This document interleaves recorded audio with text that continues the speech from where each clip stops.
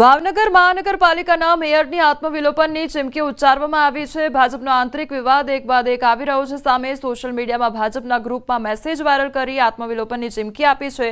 તો મેયર સાથે થઈ રહેલા અન્યાય અને તેમને નિશાન બનાવતા હોવાનો મેસેજ સોશિયલ મીડિયામાં ફરતો થયો છે। આજે ભાવનગર ભાજપના પ્રભારી રત્નાકરજી ભાવનગર આવી રહ્યા છે, તે દરમિયાન જ ભાજપમાં ભડકો થયો। મેયરે ભાજપના ગ્રુપમાં પોતાની વ્યથા ઠાલવી તો મેયર દ્વારા ભાજપના જ ગ્રુપમાં મેસેજ મૂકવામાં આવ્યા બાદ ગ્રુપ એડમિને તમામ મેસેજ ડિલીટ કર્યા છે। તો ભાવનગરના મેયર દ્વારા આત્મવિલોપનની ચીમકી ઉચ્ચારવામાં આવી છે અને તે અંગેના મેસેજ પણ વાયરલ કરવામાં આવ્યા છે। મેયર સાથે થતા અન્યાય અંગે વ્યથા ઠાલવવામાં આવી છે અને મેસેજ વાયરલ થતા ગ્રુપમાં હોબાળો પણ મચી ગયો છે। તો ભાજપ પ્રભારી રત્નાકરજી આજે ભાવનગર ખાતે આવી રહ્યા છે અને તે દરમિયાન જ આ પ્રકારે મેસેજ વાયરલ થતા હવે હોબાળો સર્જાઈ ગયો છે। તો ભાવનગરના મેયરની આ વ્યથા સામે આવી છે। અમરેલી બગસરા શહેર ભાજપનું સંગઠન જાહેર થયું ત્યારે ગણતરીના કલાકોમાં જ બે હોદ્દેદારોએ રાજીનામા ધરી દીધા। નવા વરાયેલા શહેર ભાજપ ઉપપ્રમુખ તેમજ મંત્રીએ સંગઠનમાંથી રાજીનામું ધરી દીધું છે। જિલ્લા ભાજપ દ્વારા બગસરા શહેર ભાજપના હોદ્દેદારોની નિમણૂક કરવામાં આવી હતી। તો નવનિયુક્ત શહેર ભાજપ ઉપપ્રમુખ નીરવ ગોંડલિયા અને મંત્રી મહેશ માંડલિયાના નામ જાહેર થયા હતા। બંને હોદ્દેદારોએ રાજીનામું ધરી દેતા અનેક તર્ક વિતર્ક સર્જાયા। નીરવ ગોંડલિયા અને મહેશ માંડલિયાએ શહેર ભાજપ પ્રમુખને રાજીનામા ધરી દીધા। મને હાલ પાર્ટીના સંગઠનમાં ભારતીય જનતા પાર્ટીના સંગઠનમાં ઉપપ્રમુખ તરીકેની મને જવાબદારી સોંપવામાં આવી હતી, પણ મારે યુવા મોરચાની જ્યારે ટર્મ ચાલુ હતી ને ત્યારે એ ટર્મમાંથી જ મારે રાજીનામું દેવાનું હતું, કારણ કે વ્યવસાય અને પારિવારિક પ્રશ્નના હિસાબે હું આમાં સમય દઈ નહોતો શકતો। એટલા માટે મેં આ મારી જે હોદ્દેદાર તરીકે વરણી થઈ છે શહેર ભાજપ ઉપપ્રમુખ તરીકે, એમાંથી મેં રાજીનામું આપેલું છે। મને અંદરથી આત્માથી એક એમ થયું કે એની કરતાં તો હું જે ઓક્સિજનના માધ્યમથી સેવા કરી રહ્યો છું ગામની અંદર, અને મારું વર્ચસ્વ અને મને માન અને સન્માન જે વેપારીઓ દ્વારા મળી રહ્યું છે એ મારા માટે શિરોમાન્ય છે। જેથી બગસરા ભારતીય જનતા પાર્ટી સંગઠનની અંદર સંપૂર્ણપણે હું રાજીનામું આપું છું। જૂનાગઢના બિલખામાં ખૂંખાર દીપડો પાંજરે પુરાયો હોવાની ઘટના સામે આવી છે। રામેશ્વર ગામે છેલ્લા ઘણા સમયથી દીપડાનો આતંક હતો। 2 દિવસ પહેલા બકરાના પણ શિકાર કર્યા હતા અને દીપડાને પકડવા વન વિભાગ દ્વારા પાંજરું ગોઠવવામાં આવ્યું હતું। 4 પગના આતંકને લઈ લોકોમાં પણ દહેશત ફેલાઈ હતી। તો દીપડો પાંજરે પુરાતા સ્થાનિકોએ રાહતનો શ્વાસ લીધો હતો। સુરત પોલીસની સરાહનીય કામગીરી સામે આવી છે। ગુમ થયેલી બાળકી ગણતરીના કલાકોમાં શોધી દીધી અને બાળકી રમતા રમતા ગુમ થઈ ગઈ હતી। રેલવે સ્ટેશન વિસ્તારના સીસીટીવીની તપાસ કરવામાં આવી હતી। 200થી વધુ લોકોની પોલીસે પૂછપરછ કરી તો સચિન જીઆઈડીસી વિસ્તારમાંથી બાળકી મળી આવી હતી।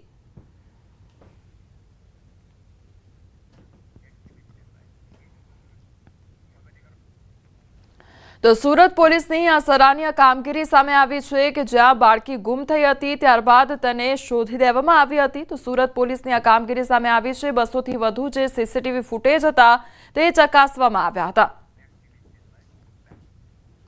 ગુજરાત એટીએસને મોટી સફળતા પ્રાપ્ત થઈ છે। એક્યુઆઈએસના આતંકી મામલે મુખ્ય આરોપીની ધરપકડ કરવામાં આવી છે।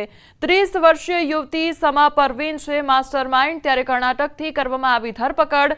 અગાઉ 4 આરોપીની ધરપકડ થઈ ચૂકી છે। આતંકીઓ દેશ વિરોધી ગતિવિધિમાં સામેલ હતા અને હાલ તેની ધરપકડ કરી લેવામાં આવી છે। સમા પરવીન આતંકી હેન્ડલરોના સંપર્કમાં હતી, ત્યારે સમા પરવીનના મોબાઈલમાંથી 3 ગ્રુપ મળી આવ્યા છે।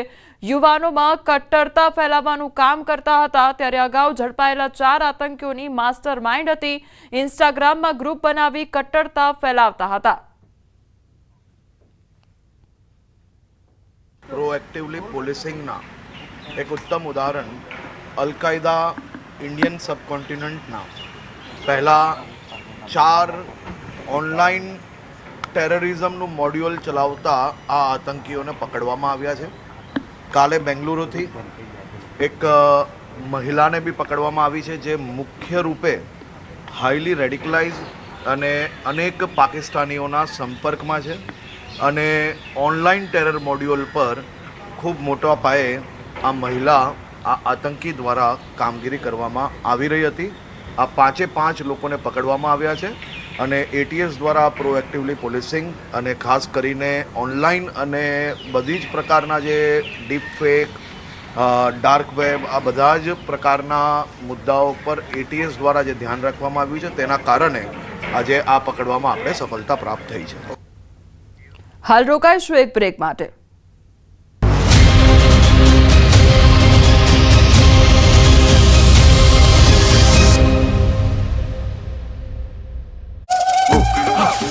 વરસાદ વરસ્યાને આજે 3 દિવસ થઈ ગયા છે, છતાં પણ ડીસા તાલુકાના જે ખેતરો છે તે જળબંબાકાર જોવા મળી રહ્યા છે. અત્યારે અમે ડીસા તાલુકાના જેનાલ ગામના ખેતરોમાં છીએ અને અહીંયા અત્યારે મારી કમર સુધી પાણી છે અને ખેડૂતોના હાલ બેહાલ જોવા મળી રહ્યા છે. આપને દ્રશ્યો બતાવીશ કે જ્યાં સુધી નજર જાય છે ત્યાં સુધી પાણી જ પાણી આ ખેતરોમાં અત્યારે જોવા મળી રહ્યું છે.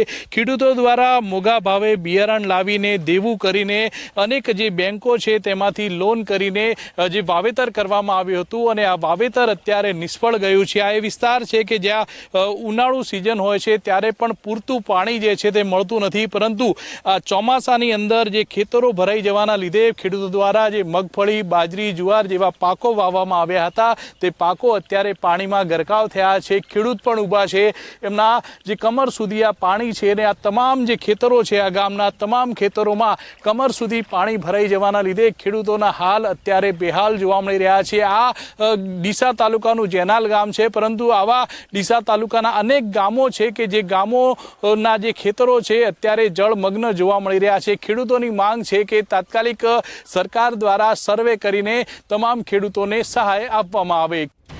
3 દિવસ અગાઉ ડીસામાં પડેલ વરસાદે સમગ્ર વિસ્તારને પાણી કરી દીધું અને કેટલાય ગામોને જોડતો આ રેલવે અંડરપાસ હજુ પાણીમાં છે. 3 દિવસ વીત્યા છતાં હજુ પાણીનો નિકાલ ન થતા નાણી અને જેનાલ ગામ વચ્ચેનો સંપર્ક કપાઈ ગયો. લોકો હવે એક બાજુ વાહન મૂકીને રેલવે ટ્રેક ક્રોસ કરી સામે પાર જવા મજબૂર છે. નાળો ભરાઈ ગયેલો છે એટલે રેલવે સ્ટેશનથી હેડે ને તો જવરા ને કે જવરા એવું નથી. અત્યારે કઈ રીતે પસાર થવું અહીંયા? અત્યારે હા, ગાડી આવતી હોય તો બીક રે, ડર રે, ગમે કરે તો જગ્યાએથી અમારે નીકળવું પડે. સાહેબ, ચાવાની તકલીફ ખૂબ પાણી ઉપર થઈને રેલવેમાંથી હેડવું પડે. નાળો ભરાઈને 15 દિવસથી પડ્યો છે. હેડ 5-6 કિલોમીટર હેડીને આવે, સવારના હેડે હજી હેડરા. હા, એટલે તકલીફ.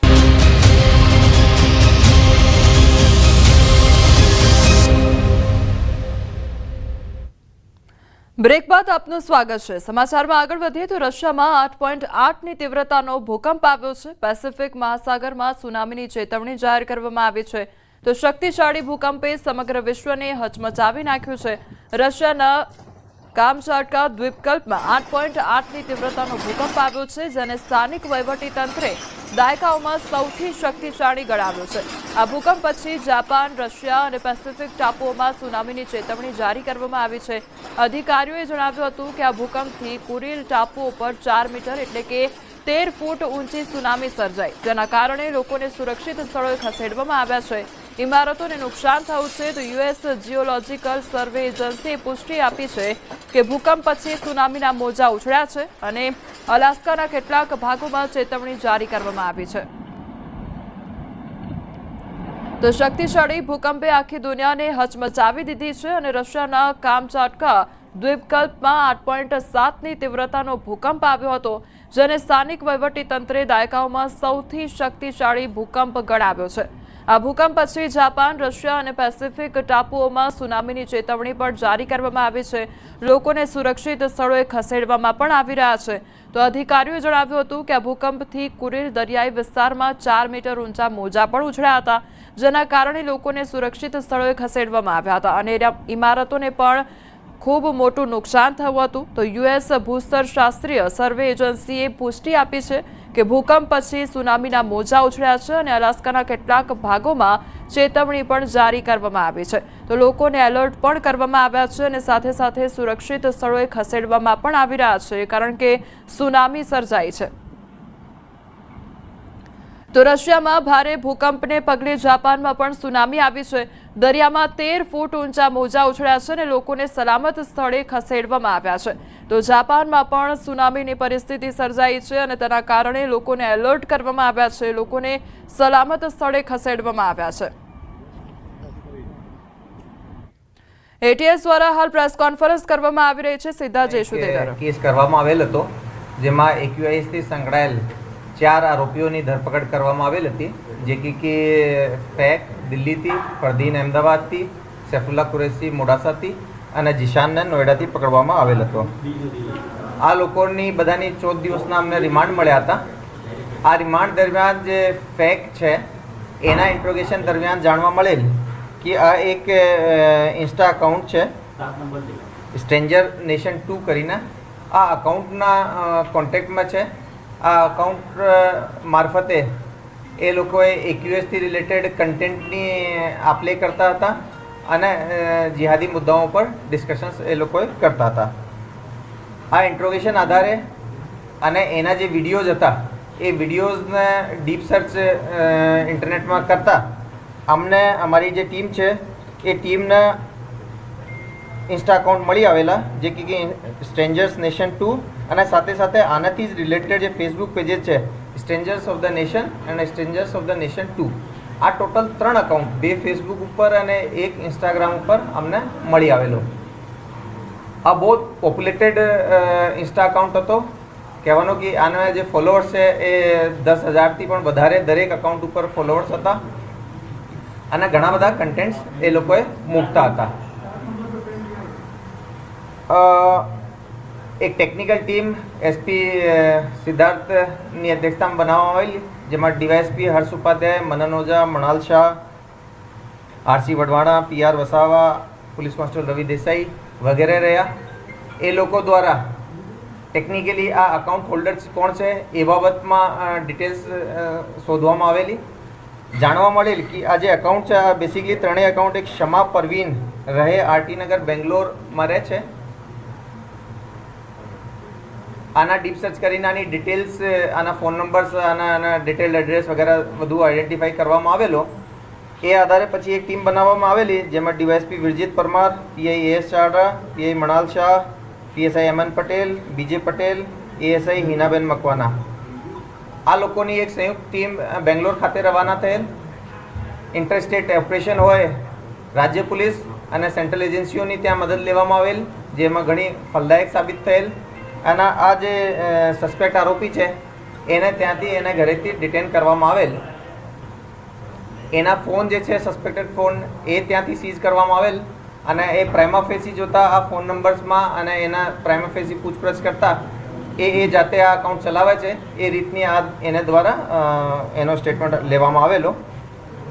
પછી આ જે આરોપી છે એનો એક ટ્રાન્ઝિટ રિમાન્ડ લઈને અહીંયા આજે અમદાવાદ ખાતે લઈને આવેલ છીએ. આનો જે ઇન્સ્ટા અકાઉન્ટ છે એના આગળ ચેક કરીએ તો અગેન એમાં al Qaeda Indian subcontinental leader Maulana Asim ઉમરના જે જેહાદી ભાષણો છે જેમાં એ ગઝવાએ હિન્દ ડિક્લેર કરવાનો, હથિયારબંધ વિપ્લવ કરવાનો, ધાર્મિક આધારે હિંસા ફેલાવવાના, એન્ટી નેશનલ એક્ટિવિટી કરવાનો, આ બધા રિલેટેડ કન્ટેન્ટ આના દ્વારા મૂકવામાં આવેલ છે. આ સાથે સાથે અલકાયદાના જે ઇમામ અનવર ઓલાકીના જેહાદી પ્રવચનો પણ આના દ્વારા મોકલવામાં આવેલ છે. સાથે સાથે લાહોરની લાલ મસ્જિદના મૌલાના અબ્દુલ અઝીઝનો બયાન પણ એ પોસ્ટ કરી છે જેમાં કે ભારતમાં ધાર્મિક આધારે હિંસા ફેલાવીને દેશ વિરુદ્ધ કામગીરી કરવા માટે લોકોને એ લોકોએ ઉકસાવતા હતા. હાલ અમે એ લેડીને આજે અહીંયા લઈને આવ્યા છીએ. હવે હાલમાં એને કોર્ટમાં પ્રોડ્યુસ કરીને અમે આગળની કાર્યવાહી કરીશું. એ જે છે એને ત્યાંથી જ એને ઘરથી જ ડિટેન કરીને અમે લોકો અહીંયા ટ્રાન્ઝિટ વોરંટ ઉપર લઈને આવ્યા છીએ. પ્રાઇમા ફેસિયાનો ફોન ત્યાં જ અમે સીઝ કરી દીધા હતા, પરંતુ એની પૂછપરછમાં જાણવા મળેલ છે કે આ ઘણા બધા પાકિસ્તાની જે વોટ્સઅપ નંબર છે એની જોડે કોન્ટેક્ટમાં હતી. સાથે સાથે પાકિસ્તાન સિવાય પણ બીજા કન્ટ્રીઝ જોડે પણ એના સંપર્ક છે આ એના દ્વારા બતાવવામાં આવેલ હતો.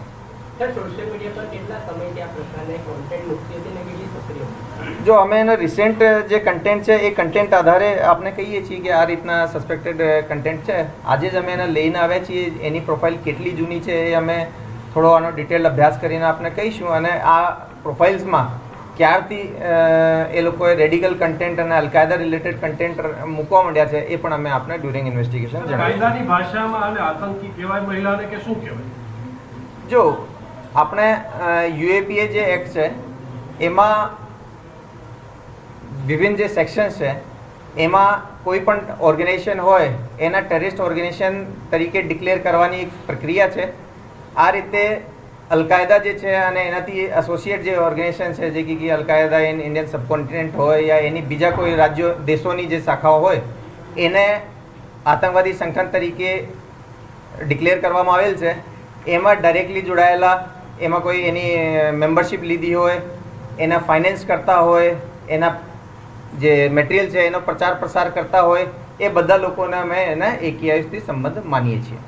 ચારે આતંકીઓ જોડે આ મહિલા સંપર્કમાં હતી અને કઈ રીતે એને માર્ગદર્શન તમામ પૂરું પાડતી હતી? જો હાલ સુધીની અમારી તપાસમાં એ જે ફેક જે હતો જે કે અમે દિલ્હીથી લઈને આવ્યા હતા એ આને બહુ વધારે એક્ટિવ કોન્ટેક્ટમાં હતો. આગળનો જે ગ્રુપ હતો એ ફેક ચલાવતો હતો અને ફેક સિવાય પણ થઈ શકે કે આ મહિલાએ બીજા ઘણા બધા લોકોના કોન્ટેક્ટમાં હોય તો અમે એની પણ તપાસ કરીશું.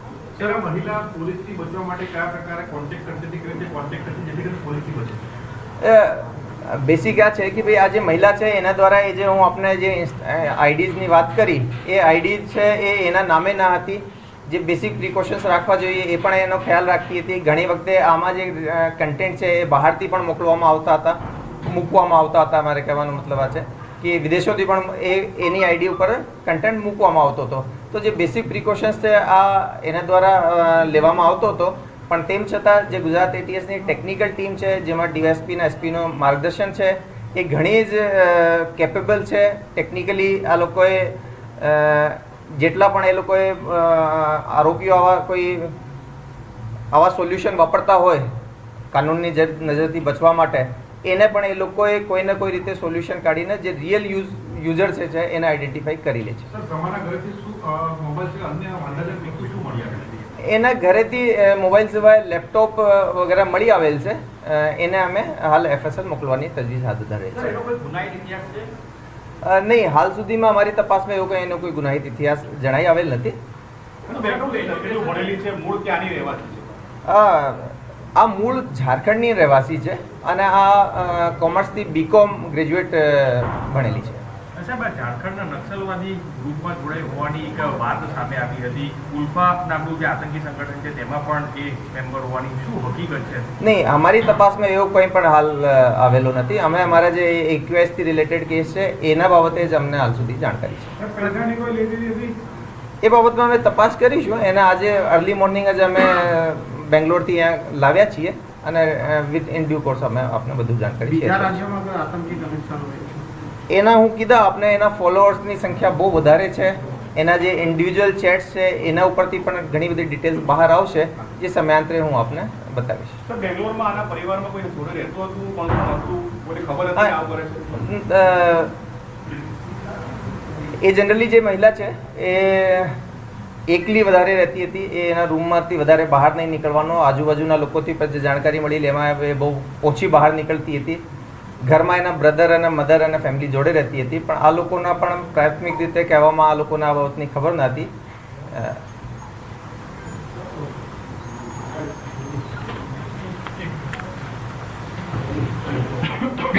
બીજી એક ગુજરાતીમાં છે નાની, એ પણ કરી દઉં છું અને એને કનેક્ટ નહીં કરતા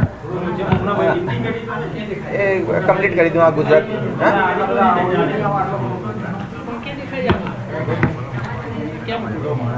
તો ગુજરાત ATSની મોટી સફળતા કર્ણાટકથી માસ્ટરમાઇન્ડ યુવતી કે જેની ધરપકડ કરવામાં આવી છે. 30 વર્ષીય યુવતી કે જેના દ્વારા સોશિયલ મીડિયામાં દેશ વિરોધી ગતિવિધિઓ કરવામાં આવતી હતી.